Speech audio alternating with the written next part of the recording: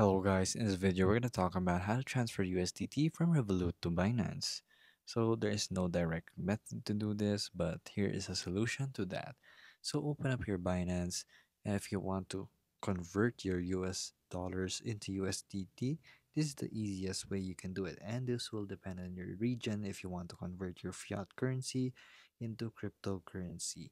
So the first thing you'll have to do is go to your P2P right here in your wallets, and then you'll have to actually go here in P2P, and depending on your region you will search for your US currency or your fiat currency that's available to you, and then buy. So if you want to buy USDT, you can do so right here.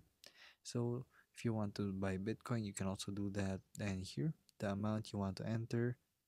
From payments, going to be the most important part. You will have to search for Revolut.